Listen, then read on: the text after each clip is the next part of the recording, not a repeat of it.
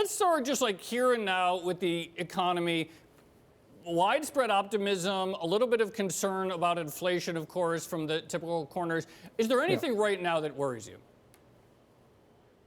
Well, I'm still not entirely sure that we've got the pandemic under control. We think we've got it, but a little bit alarming. And look, I am, we are, let's put it this way, Larry Summers is not being completely foolish here. It's a lot of money that we're throwing at the economy, and it could be a problem. Although I think we have ways to deal with it. But so we're giving a really big boost to things right now. I mean, I'm very optimistic, but there's always there's both downside and upside risk. Both that pandemic hits us again, or that this thing goes too fast, and we're starting to see bottlenecks. There are a lot of problems with a rapid recovery when we still have disrupted supply chains. So this could be it's not going to be totally smooth sailing. Well, I am curious, when you look at the supply chains, we've been talking a lot about some of the inflationary pressures out there, whether it's in some of the commodities or now in some of the consumer staples here. Some of that, of course, is sort of tied to the economy sort of reheating, but a lot of that is also tied here to the disruptions that we had because of COVID. And I'm wondering if maybe that if you consider some of those disruptions to be temporary, that the inflationary pressures might not be as heavy as some people think.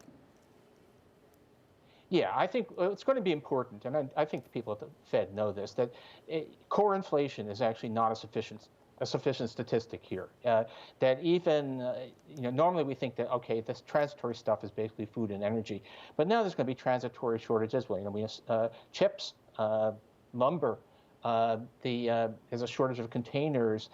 So there's a lot of sort of unusual disruptions, all of which is not fundamental, all of which doesn't mean that we actually are seeing a rise in underlying inflation. It just means that we're hitting some bottlenecks as we come back from a highly disrupted economy, and stuff that should be disregarded in terms of setting policy. And so we're to don't have big buttons that say don't panic on the inflation front. Setting policy from a monetary policy front there when it comes to inflation, when it comes to labor data. But there's also, of course, what the government is up to, and asset prices.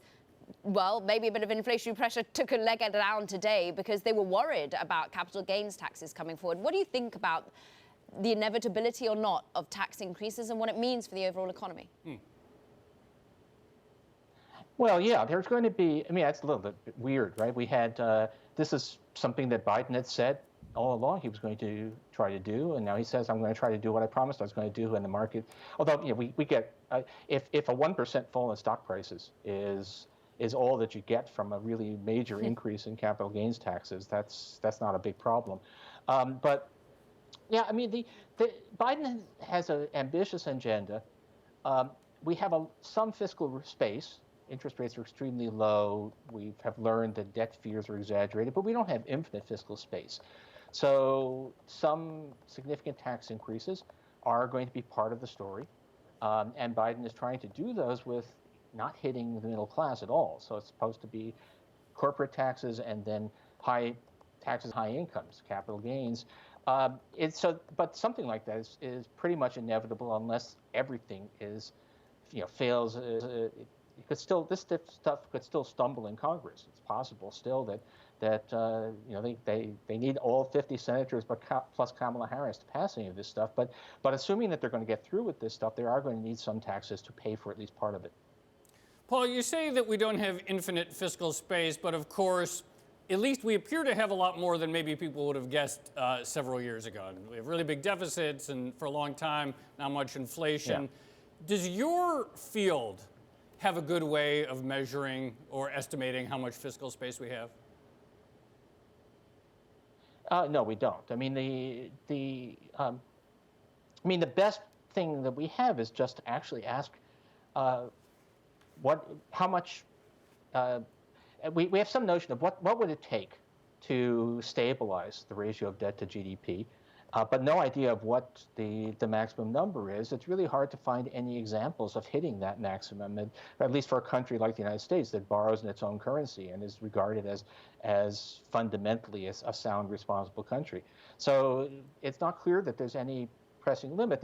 There's a much more obvious thing, which is inflation. If you are going to overheat the economy, then that's functional finance. If you say how much spending is too much for us to have the capacity to meet the demand, but then we have monetary policy to contain all of that. So the only thing we can really say is that wherever the limits to debt are, they appear to be quite some ways off. Advanced countries have run levels of debt to GDP that are 100 points higher than where we are without having a crisis. And so there's no visible constraint on us right now, except that if we're going to be running persistent deficits of 10% of GDP, that's not going to be doable just because of the inflationary pressure. But it's amazing how much people manage to convince themselves that there was a red line that we can't cross somewhere, 90% of GDP, 150% of GDP. None of those things are actually borne out by the historical evidence. So if we ever do get to a point where we can sort of visibly see what that level is, what that line of the sand is, what's the reaction function, or more importantly, how fast can that reaction function sort of work to sort of alleviate the fallout from that? Well, we have being a country that borrows in our own currency, we have, it's really hard. I actually tried to, in the past, I tried to model what a crisis could look like. How could you even have a fast-moving crisis for a country like the United States? And you try to find a historical example that actually of a country that in any way looks like us, where there have been cases where people have lost some confidence in the government's willingness to pay its bills.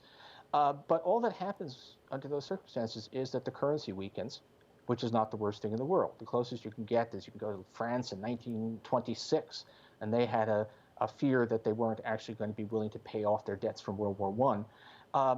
But nothing really terrible happened. The finance minister lost his job, but nothing really terrible happened to the real economy.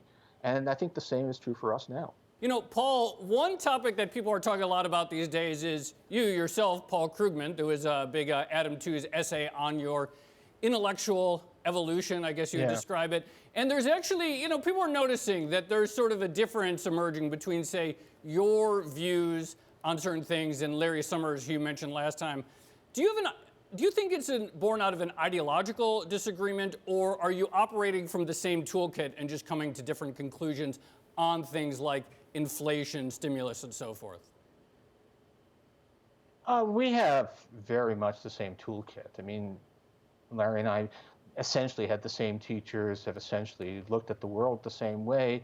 And I think we're just somehow, I have to admit, I'm a little puzzled. I mean, I understand the worry that we're doing more stimulus than we need. And I'd say, well, it's not really stimulus, but still, that we're throwing a lot of money at the economy. I don't understand why Larry thinks that monetary policy can't be used to stabilize inflation. That seems to me to be a new principle that I hadn't heard before. But look, it's economics is not an exact science, and smart people, even smart people who have the same general framework, can come to the data and reach different conclusions. And if some of the conclusions seem awfully vehement, well, if you're not going to stand up for your conclusions, who will? Paul, is there a difference in prioritization, perhaps, as well? Obviously, a lot of central banks out there are primarily focused on inflation, but the US has this dual mandate, labor market and inflation, and more it becomes a labor market for everyone, not just the few. And I'm interested as to whether that nuance is something that certain economists aren't quite aligned with. No, I don't think. Well, I can't psychoanalyze. But it's not just Larry Summers. Olivier Blanchard, former chief economist of the IMF, and is also concerned that we're overdoing it. And this is really. I would say that part of the question is there are risks on all sides. Which of them do you think are biggest? And I, at least, was very much. I went through. I spent months, years, shouting into the wind oversized fiscal policies of the Obama administration, and my sense was that they missed not just an economic window, but they missed a political window by going too small at the beginning. They ended up. Half a loaf ended up being politically worse than none, because then people say, "Oh, you tried stimulus, it didn't work," and so there was a terrible. We paid a price for many years. We're still in some ways paying a price for that underpowered fiscal policy. So I'm in the go big school.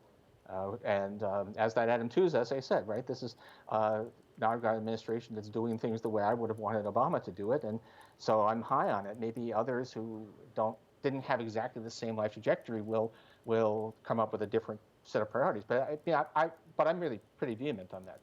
This is the chance. You've got what's very likely a transitory Democratic, razor thin and transitory Democratic control of Congress. This is the chance to get a lot of stuff done, and you have to take some risks of going big in order to do that.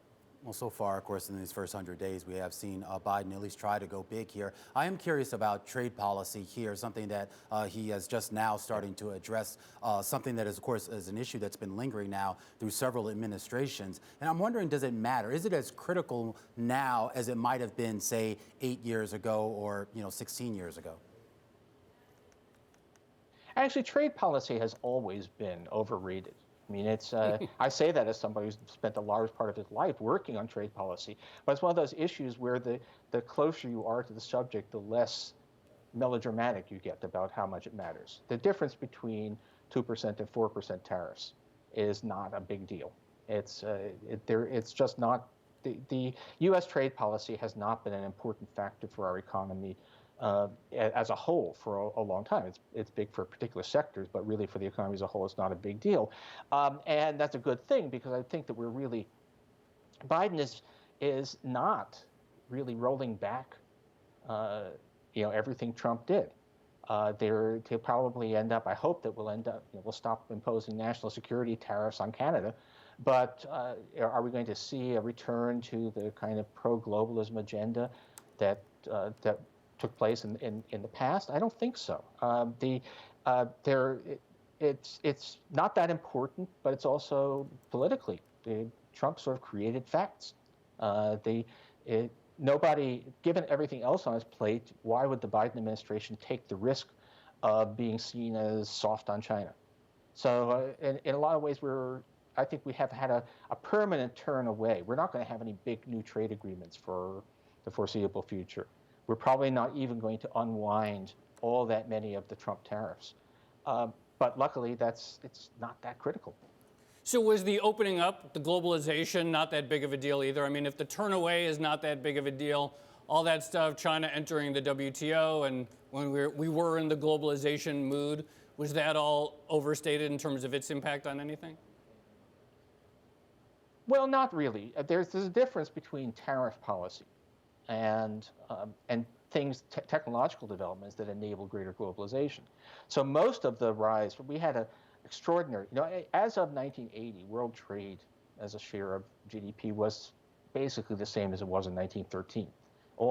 Everything that happened up to that point was really just a recovery to where things had been before the world wars. But the surge in trade that took place after that, hyperglobalization, that mattered quite a lot. You can try to do estimates. It significantly added to global growth, but that's largely because a lot of that was not about, really, it wasn't mostly just about reducing tariffs. Tariffs were already pretty low by the 1980s.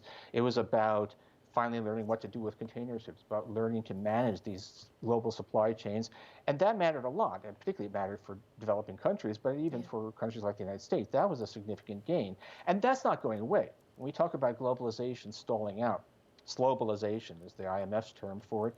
We're not talking about rolling back. We're not talking about going back to the world as it was in 1975. We're talking about not having maybe trade grow a little bit more slowly than GDP, instead of much faster than GDP in the decade ahead. And the point is that change is not a huge deal.